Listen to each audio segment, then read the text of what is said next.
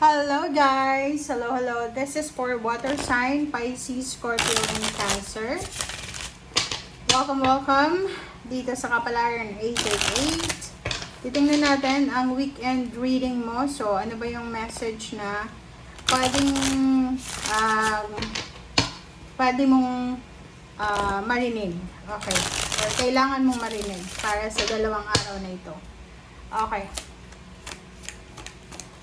Water sign, King of Hearts and Ace of Clover.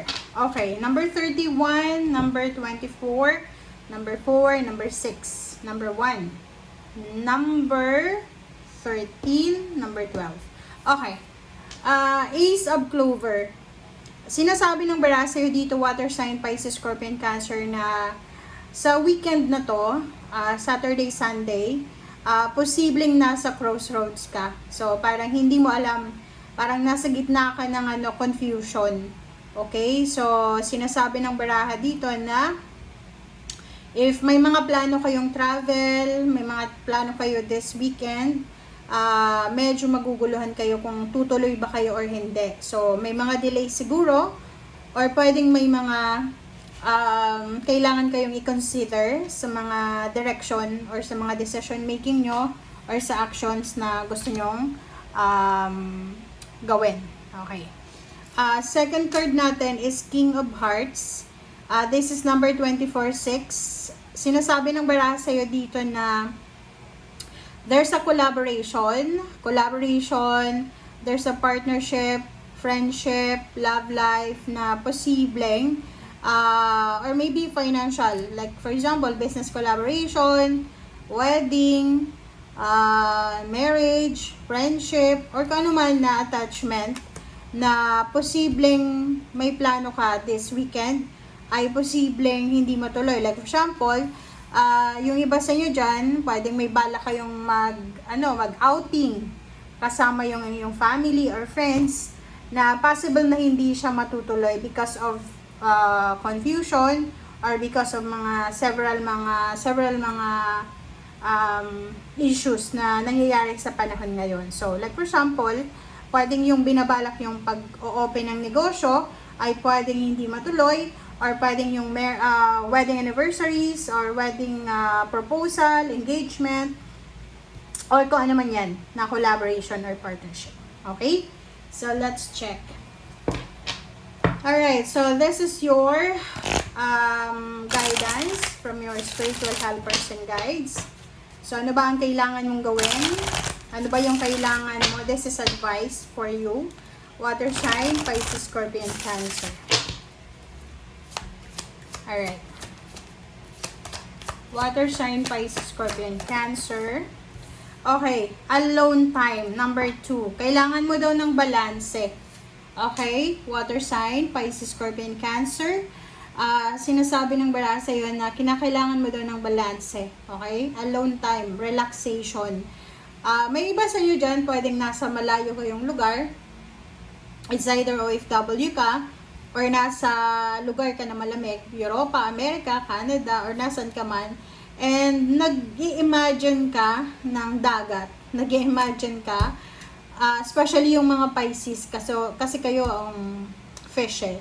So, nakikita ko sa'yo dito na meron sa inyo dito, water sign, Pisces, Scorpio, and Cancer, na this weekend ay pinaplano yung mag-relax, or yun, spending time alone, spending time spiritual with God, parang gusto nyong magsimba, gusto nyong magkaroon ng time with the Lord, or pwedeng yung iba sa inyo dyan, gusto nyong pumunta sa dagat, pumunta sa mga lugar na pwede kang makapag-relax, ganito.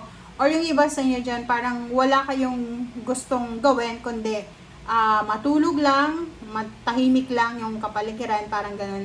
Parang gusto nyo lang ng katahimikan, okay? Ng kalma. Okay, so let's check. This is for water sign, Pisces, Scorpio, and Cancer.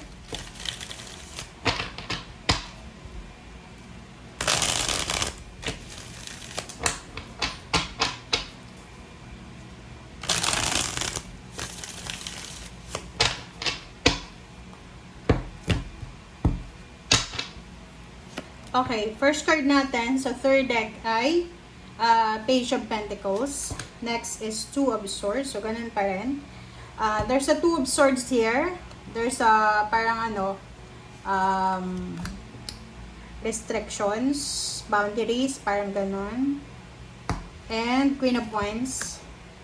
Queen of Pentacles. So, nandito yung Page of Pentacles, tsaka yung Queen of Pentacles. So, sinasabi ng bara sa'yo dito na you have several plans, you have several new ideas regarding sa financial prosperity. Like, for example, yun na nga, gusto nyo magnegosyo, gusto nyo mag-invest, gusto nyo mag-ipon ng pera, gusto nyo maging financially successful na individual.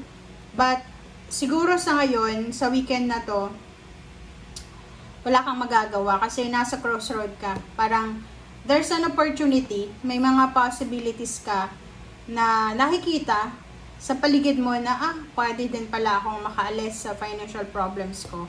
The problem is, yung choices mo. Yung isa dito is parang, you have an opportunity na makapunta ng ibang bansa, tumaas yung sweldo mo, maging maganda yung takbo ng finances mo, but the problem is, parang hindi ka malaya. So, it's either you're married or in a relationship ka sa taong ayaw kang umalis, or parang kontento lang siya sa kung ano yung meron kayo ngayon. So, mas prefer niya na magkasama kayo kahit na naghihirap kayo. So, that's the issue here today. Okay? Okay, so let's clarify ang Page of Pentacles. So, diba? Sabi ko sa'yo Eight of Swords. So, sinasabi ng bara sa'yo, ang dami-dami mong ideas, new inspiration, para maging financially successful. Yun na nga, ang problema dyan. Ang daming humahadlang.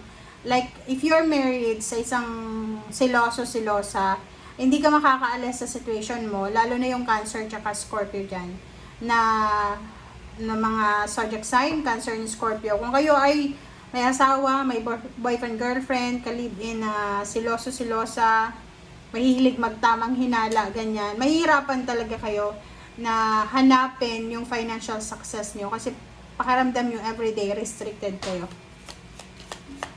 Ang dami nyo sanang plano Okay, Two of Wands. So, diba? Sabi sa'yo meron dito, especially yung Scorpio siguro, marami kang nakikita na pagbabago.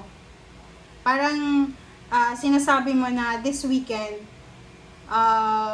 nakikita mo na if ever lang siguro na single ka, wala kang relationship, siguro napaka-successful mo ngayon is because ang daming opportunities and possibilities na ino-offer sa iyo ang universe na posibleng mong tanggapin kung alone ka, kung wala kang commitment.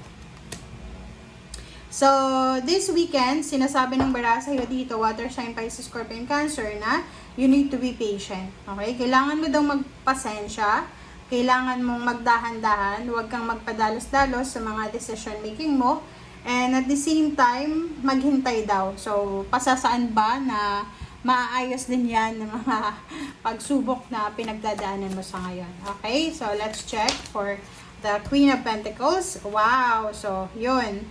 By the end of the weekend, like Saturday night or Sunday night or Monday morning, sinasabi ng bara sa'yo dito na there's a good news coming para sa'yo. Water sign, Pisces, Scorpio, and Cancer. And the good news is all about money. So, ang dami talaga guys. Especially yung mga Cancer and Scorpio. Marami kayong matatanggap na like recommendation, job offer, financial offer, ganito. Pero, yun na nga, hindi kayo makapag-desisyon kasi parang pakiramdam nyo, wala kayong freedom. Hindi ko alam kung bakit ganun, but pakiramdam nyo, hindi kayo yung magdidesisyon para sa sarili nyo. Please comment down below if you're resonated. And sa ilalim mo dito is the Devil, Capricorn, and Queen of Cups, Four of Swords. Importante daw na asikasuhin mo yung mental health mo. Okay? Emotional health, to be followed na lang yan. Yung mental health mo daw. Okay? Kasi pag marami kang gustong gawin tapos hindi mo magawa-gawa, posibleng pumasok yung stress, na yung stress will cause anxiety and depression. So, kailangan mong ingatan yung health mo, yung mental, and especially yung physical. As much as possible, magpahinga, huwag masyadong mag-isip ng negative, iwasan yung toxic, yung drama. Okay? Thank you guys. Bye!